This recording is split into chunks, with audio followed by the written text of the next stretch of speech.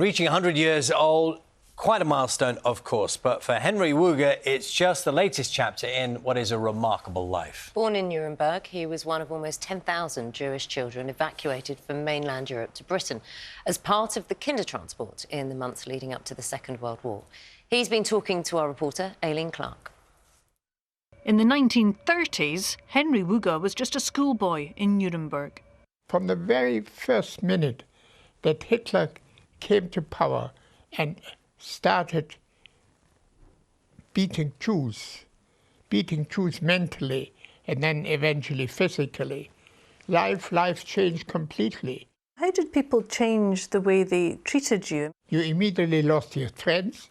In my class, half the children, more than half the children, would not talk to me because their parents told them, don't talk to Jews or I'll lose my job.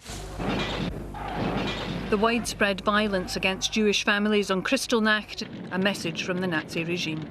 They did not come to our house because my father was not Jewish, but I saw this horror in all the other houses. It happened to all our friends, yes. Just months on from that night, Henry Wuga, aged 15, had his travel pass and was on one of the kindertransport trains out of Germany to safety.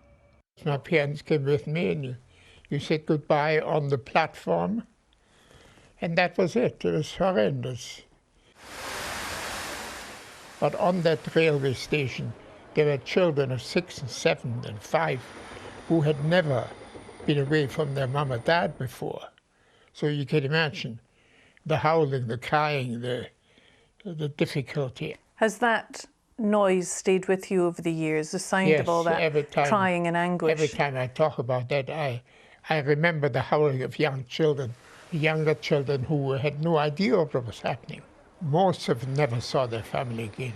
I was lucky. My mother, a very tough lady, she survived the war in Germany. My father had passed away with a heart attack in the 1940s, so for most of the war she was all alone. She had lots of friends who helped to hide her.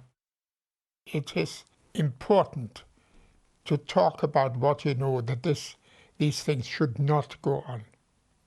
I mean, I know it's a long time since Hitler was defeated, but we still talk about the horrors that went on. Henry escaped to Glasgow to a new life and met his future wife, a fellow kindertransportee, at the local refugee club. There were 40, 50 of us youngsters, and this is where I met Ingrid. We got married reasonably early, and we were married for 75 years. Unbelievable, huh? So the love of a good woman has helped you? Absolutely, no question about that. Well, that is a remarkable life. We both had the same word, remarkable man. It is. It's an incredible life. Talking to Aileen Clark.